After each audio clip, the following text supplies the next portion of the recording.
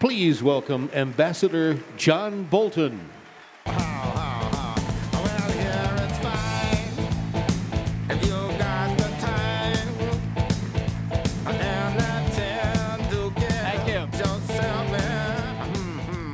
Thank you very much.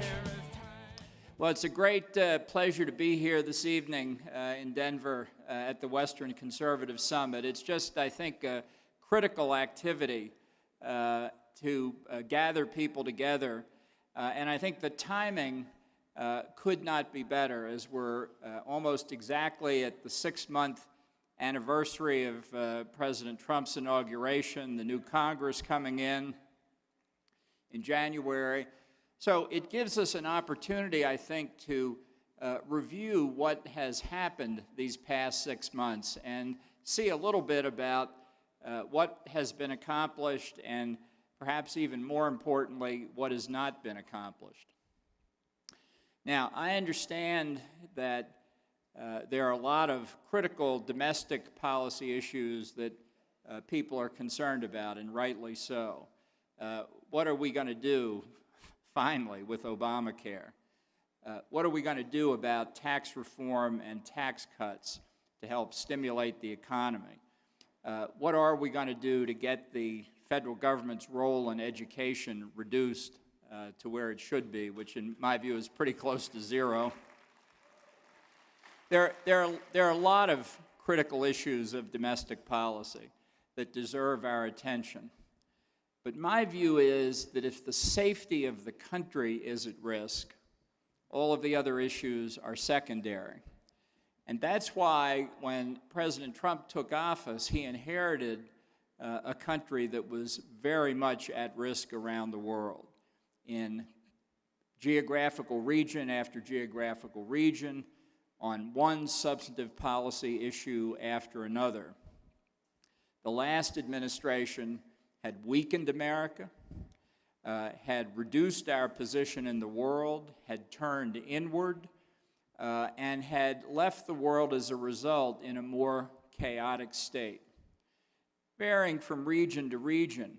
But the fact was, the last administration believed that a strong American presence in the world caused more instability than it prevented, that it was America that was the provocative actor in the world, and that sundry terrorists and nuclear proliferators and other adversaries of ours were just reacting to the United States. This is like looking through the wrong end of a telescope. It's not American strength that's provocative, it's American weakness that's provocative.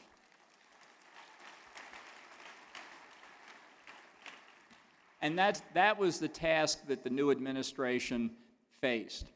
Several significant things have been done. The president proposed a significant increase in the military budget over the last Obama administration planning figure, and the House of Representatives looks set in the next days to authorize an even greater increase in the budget. Now, make no mistake, I'm a strong believer in reducing and eliminating deficits in the federal budget, but I think what we need to do in building up the military doesn't mean that we're going to have larger deficits. It just means there are more wasteful domestic programs that are going to have to be cut even more.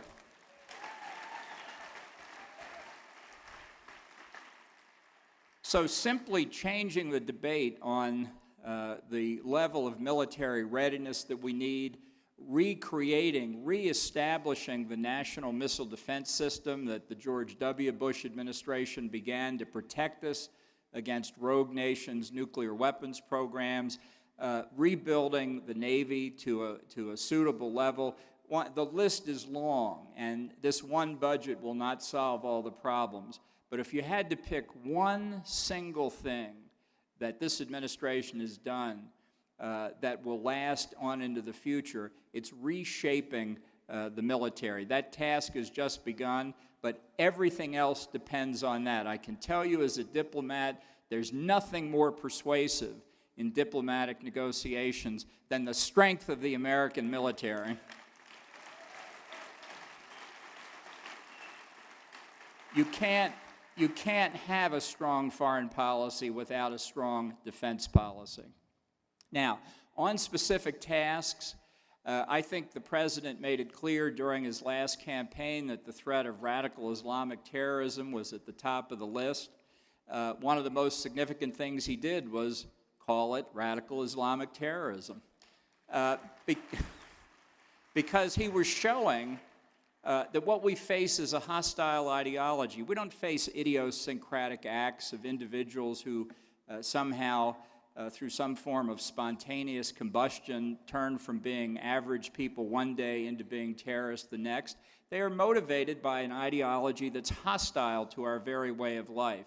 And understanding that is the first step to overcome it. We are finally beginning to make progress against the ISIS caliphate in Syria and Iraq. We can look forward to the day when ISIS is defeated there. But let's be clear, the destruction of ISIS does not, in Syria and Iraq, does not mean the end of ISIS worldwide. The threat that ISIS and a resurgent al-Qaeda pose all around the Middle East and really all around the world will continue.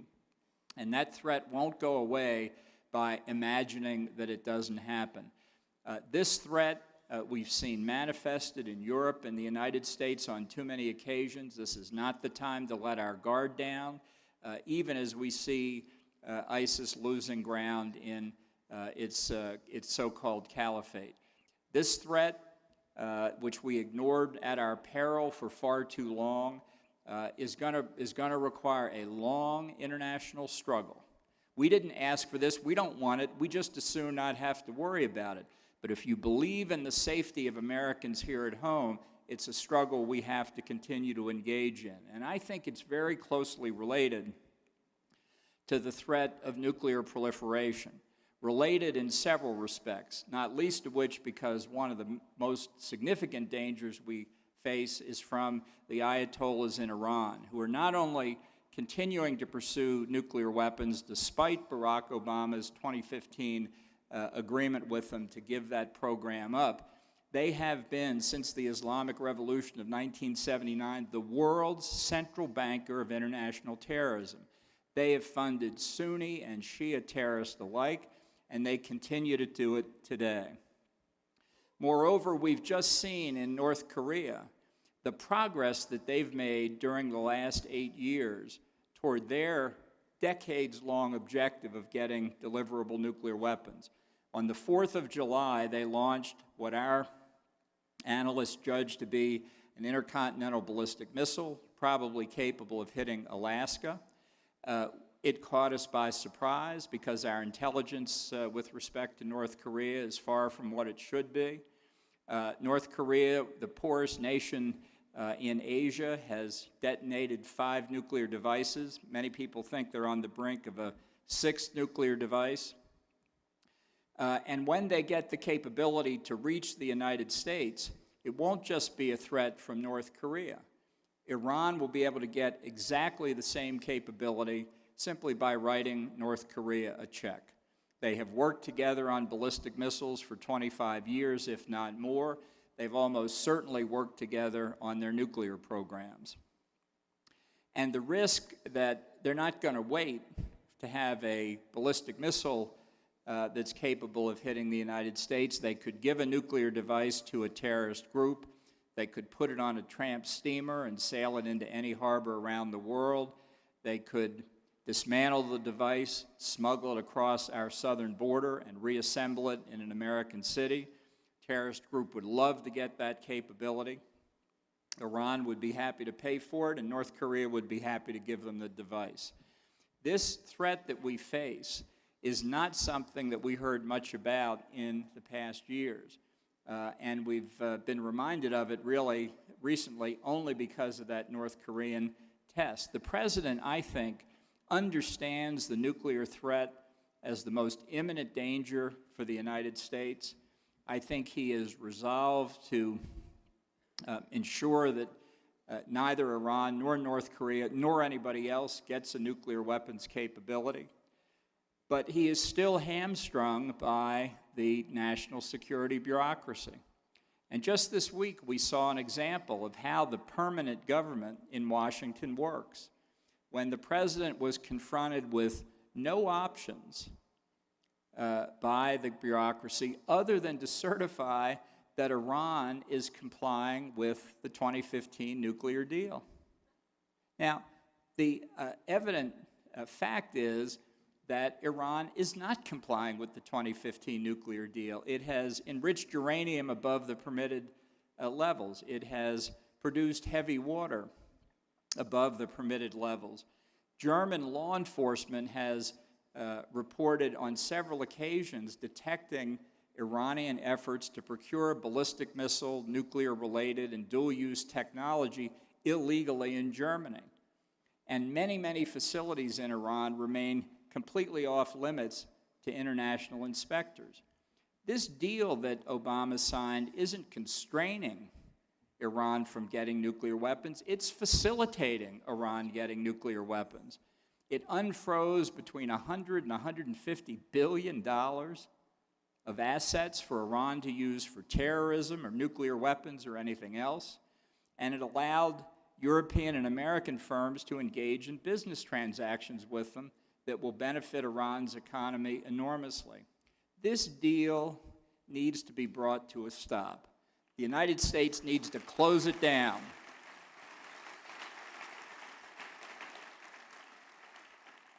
Now, some say, well, but, you know, our allies will be upset. The job of the President of the United States is to keep Americans safe, period, close quote.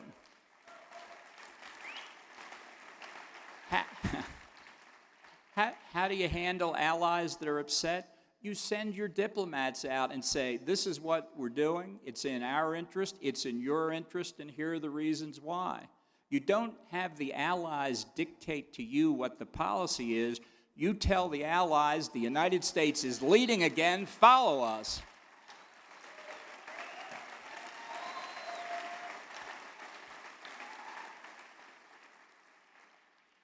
This is what I think the president wants to do, and as soon as they get control of the bureaucracy, that's what I think he'll try and do. But it shows that for us as citizens, it's not enough just to win elections. To get policy implemented, you have to stay on top of it. You have to work with your members of Congress. They, in turn, have to apply pressure on the administration, and it's a continuous, unending job. But if we don't do it, it leaves the country more at risk. And we can see this not just in the areas of terrorism and nuclear proliferation, although they are the most immediate threats to us and to our friends around the world. There are long-term strategic threats as well. One of them is the regime in China. We can see what they're doing today in the East China Sea and the South China Sea. Do you know the Chinese have declared the South China Sea to be a Chinese province? They have a provincial capital. You've seen pictures in your newspapers that they've taken rocks and reefs that are on a good day are about 3 inches above the water, built islands on them, and on those islands they've put air and naval facilities. They are militarizing the South China Sea. They're trying to take these international waters and make them into a Chinese lake. And if they do that, they will have their hands around the throat of the economies of Japan, South Korea, and Taiwan. Every barrel of oil that goes through the South China Sea to those countries from the Middle East will be at risk. Nearly 1/3 of all seaborne commercial traffic in the world goes through the South China Sea. And under the last administration, we essentially watched it happen. We watched our Navy go down to a level of ships at sea, roughly 285, the smallest number since 1916. Most of our astute military observers think we need a Navy of 355 ships. So you can see we've got a long way to go. But we have to demonstrate to China that the South China Sea is not going to belong to them. Nor is the island of Taiwan going to fall into their hands, this vibrant democracy.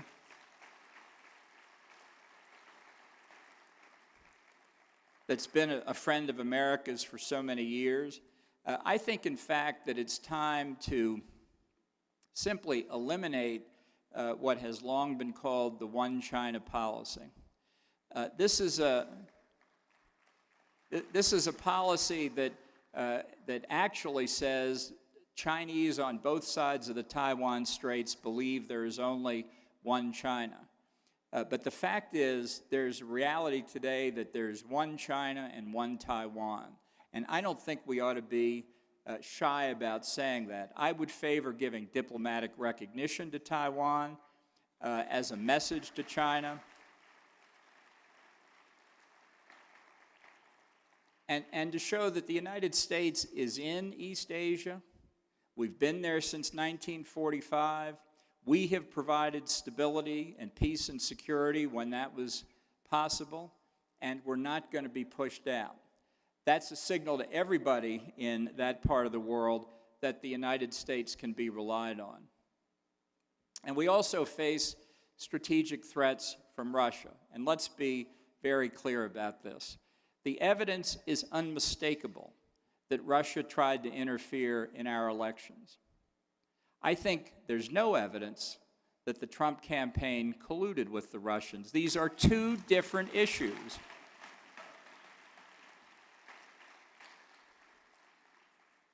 But I think we have to say unmistakably to the Russians, as I believe the president just did at the G20 meeting to Vladimir Putin, we believe that efforts to interfere in America's elections constitute an existential threat to the idea of America.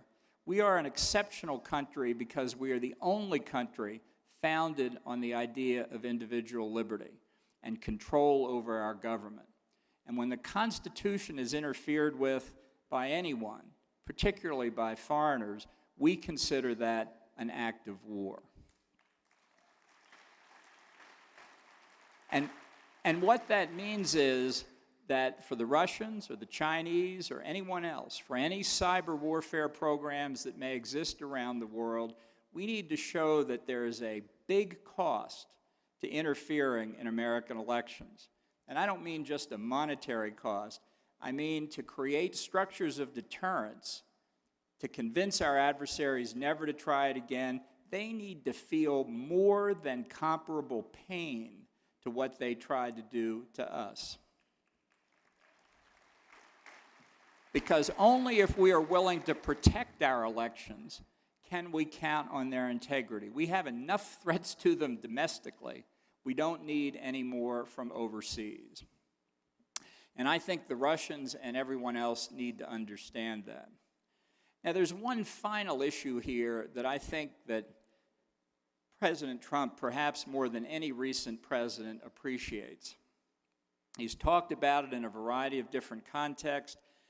This is also, to me, an existential matter for America, basic to our Constitution.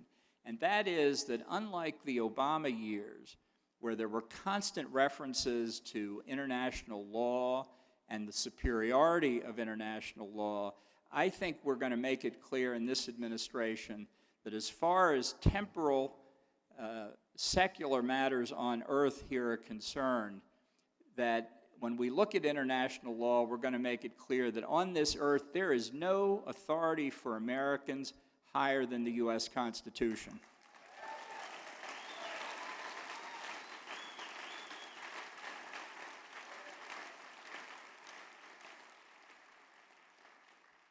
We didn't create this country to share sovereignty with others.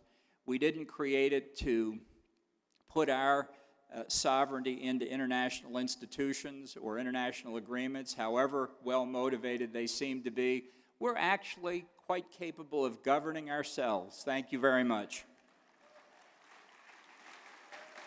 So I think what's important here in this 6-month point, with 3.5 years left, is that we say to the government in Washington, well done for what you've accomplished so far, but you've got an awful lot of work still to do. You've got to continue to roll back the mistakes of the Obama administration. You've got to deter America's enemies, and you've got to stand up for American values and interests. Thank you very much.